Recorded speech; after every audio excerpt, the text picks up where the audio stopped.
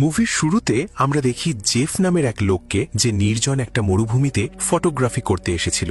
চারপাশে কেউ নেই, শুনশান নীরবতা। হুট করেই তার চোখে পড়ে খুব অদ্ভুত একটা দৃশ্য। সে দেখে কিছুটা দূরে একটা ছোট্ট বাচ্চা হেঁটে বেড়াচ্ছে। জেফের কাছে মনে হয় এটা তার মনের ভুল, কারণ এই জনমানবহীন মরুভূমিতে হুট করে একটা বাচ্চা কোত্থেকে আসবে? এটা তো অসম্ভব। তাই সে ভাবে অযথা এখানে সময় নষ্ট না করে শহরে ফিরে যাওয়াই সবচেয়ে ভালো হবে। কিন্তু সামনে এগোতেই সে আরও অবাক হয়ে যায়, কারণ এবার সে দ্বিতীয় আরেকটা বাচ্চাকে দেখতে পায়। আশেপাশে কোনো ঘরবাড়ি বা মানুষজন না দেখে জেফ ভাবে বাচ্চাটা মনে হয় এখানে পথ হারিয়ে ফেলেছে। সে মায়া অনুভব করে বাচ্চাটার কাছে এগিয়ে যায় এবং জিজ্ঞেস করে, তোমার কি কোনো সাহায্য লাগবে? তখন বাচ্চাটা বলে সে এখানে ঘুরতে এসে হারিয়ে গেছে এবং সে তার বাবা মাকে খুঁজে পাচ্ছে না। জেফের ওর জন্য খুব মায়া হয়। সে ঠিক করে বাচ্চাটাকে এভাবে ফেলে যাবে না, বরং নিজের সাথে শহরে নিয়ে যাবে। কিন্তু অবাক করার মতো ব্যাপার হলো, বাচ্চাটা কোনো কথা না বলে সোজা সামনের দিকে হাঁটতে শুরু করে।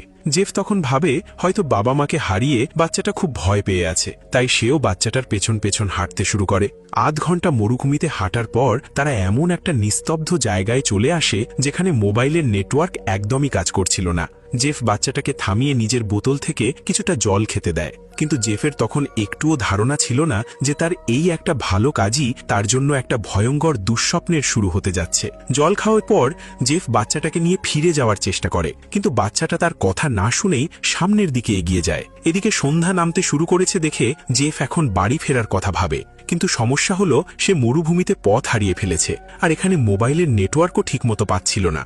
ক্লান্ত আর নিরাশ হয়ে সে রাতটা কাটানোর জন্য একটা গুহা খুঁজে বের করে, কিন্তু ঠিক তখনই সে একটা অদ্ভুত আওয়াজ শুনতে পায়। ভয় লাগলেও সে সেই আওয়াজের দিকেই এগিয়ে যায় এবং দেখে সেখানে গভীর খাদের মতো একটা জায়গা আছে।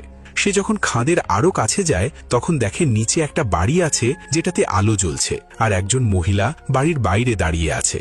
জেফ এটা দেখে খুব খুশি হয়। সে খাদের ধারের সিঁড়ি দিয়ে নিচে নামতে শুরু করে, কিন্তু মাঝপথে গিয়ে সে দেখে সিঁড়িটা ভাঙা। বাধ্য হয়ে তাকে পাশে ঝুলে থাকা লোহার শিকলের সিঁড়ি বেয়ে নিচে নামতে হয়। জেফ জানত না যে এই সিঁড়িটাই তাকে একটা ভয়ঙ্কর বিপদের দিকে নিয়ে যাচ্ছে। বাড়ির কাছে পৌঁছে জেফ অনেকবার দরজাতে টোকা দেয়, কিন্তু ভেতর থেকে কোনো সাড় শব্দ পেল না। বাড়িতে যেহেতু আলো জ্বলছিল, তাই তার পুরো বিশ্বাস ছিল যে ভেতরে কেউ না কেউ অবশ্যই আছে। শেষ পর্যন্ত সে সোজা ওই মহিলার সামনে গিয়ে দাঁড়ায় এবং বলে যে সেই মরুভূমিতে পথ হারিয়ে ফেলেছে আর তার একটু সাহায্য দরকার। কিন্তু সবচেয়ে অদ্ভুত ব্যাপার হলো, মহিলাটি তার কোনো কথারই সরাসরি উত্তর দেয় না।